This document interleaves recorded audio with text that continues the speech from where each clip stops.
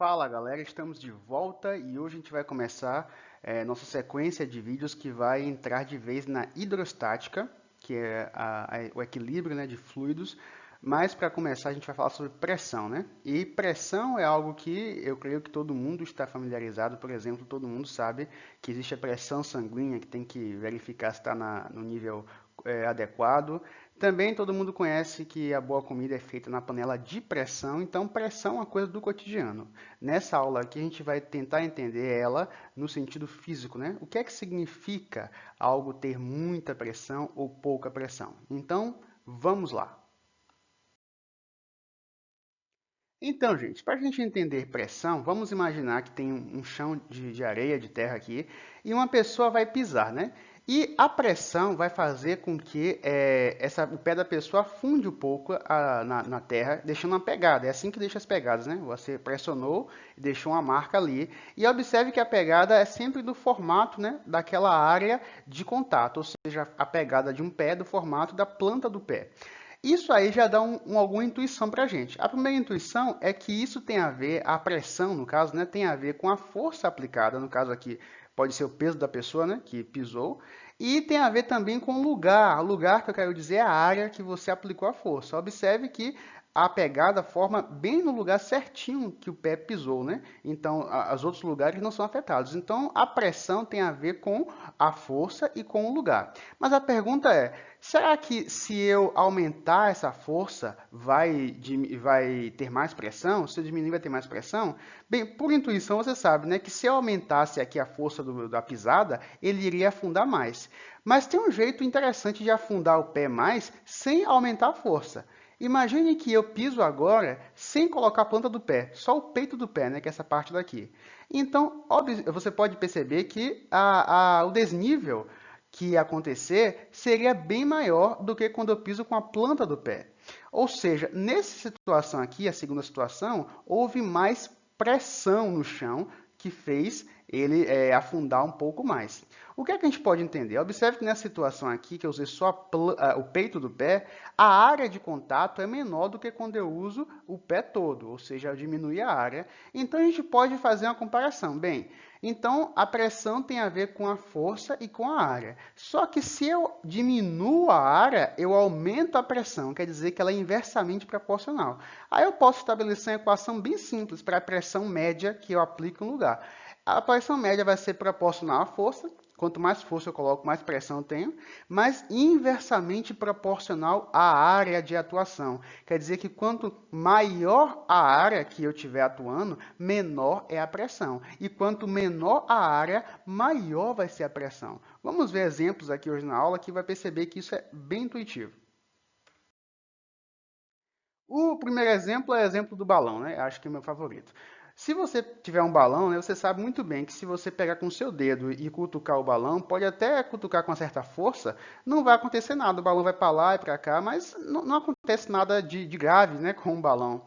Porém, imagine que você agora, a mesma mão, a mesma pessoa, com a mesma força, vai cutucar o balão com uma agulha. Você sabe o que vai acontecer, né? O balão vai estourar.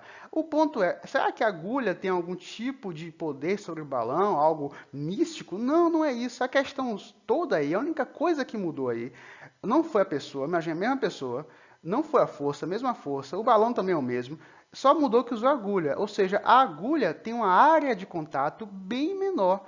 Um dedo, né, tem uma área de contato relativamente grande em comparação com a agulha. Então, nesse caso, a força que você normalmente aplicaria com o dedo foi concentrada numa área tão pequena que foi a agulha, que é o suficiente para perfurar a membrana do balão, né? Então, é por isso que o balão estoura. Por quê? Porque tem muita pressão. Mesmo que você coloque pouca força, porque da agulha que tem uma área pequena. Agora, o que importa, né? A matemática, como é que a gente vai fazer cálculos sobre pressão, né? Sobre pressão, né? Sobre pressão.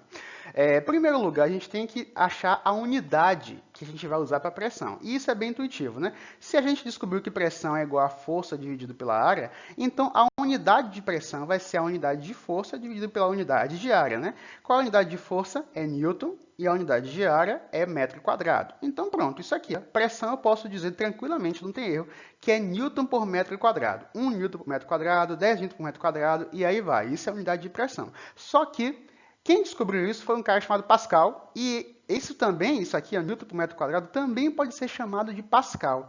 Então, se você vê algum lugar falando 10 Pascal, 100 Pascal, está falando disso aí, simplesmente a mesma coisa, Newton por metro quadrado. Não se assuste por que disso.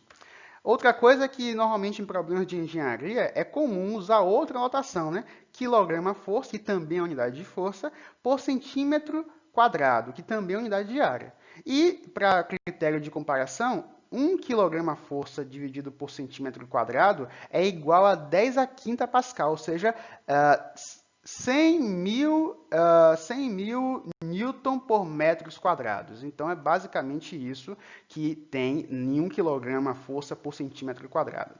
Agora, outra coisa também que é importante é que quando a gente pensa muito em pressão, talvez a gente lembre logo de calibrar pneu. Quando a gente vai calibrar pneu, que a gente vai ver a pressão do ar ali no pneu, normalmente vai vir PSI, que é uma sigla para Pound per Square Inch, quer dizer, libra por polegada quadrada. E outro tipo, só para critério de informação, um PSI, né, que seria uma libra por polegada quadrada, é igual a 8 vezes 10 ao cubo Newton por metro quadrado, ou seja, é igual a 8.000 pascais. Então, só para informação de vocês aí.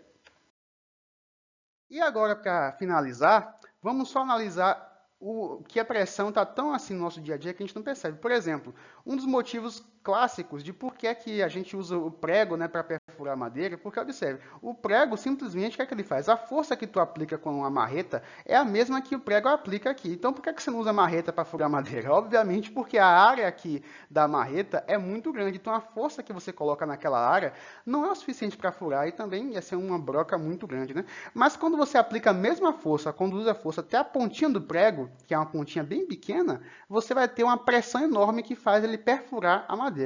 Outra coisa é, pense qual é o tipo de pneu que você ia dar preferência para andar em uma pista cheia de lama, né? Por exemplo. O melhor, acho que seria um pneu com uma grande largura. Por quê? Porque ele ia tocar no chão com a área maior, de forma que a pressão ia diminuir, de forma que ia ser mais difícil que você afunde. Pode perceber, os carros que são usados para fazer rally, para andar em terrenos bem castigados, normalmente são largos os pneus, porque para ter uma área maior de contato com o chão, e se tem uma área maior, quer dizer que a pressão vai diminuir. E se tem pouca pressão, é mais difícil dele afundar. Então, gente, para começar, hidrostática, é bom que a gente entenda pressão. Espero que vocês tenham entendido basicamente o que é a pressão. Próximo vídeo a gente vai fazer um exercício para a gente praticar, ok? Não deixe de curtir, deixar seus comentários, qualquer dúvida. E se ainda não é inscrito, se inscreva no canal. Até a próxima!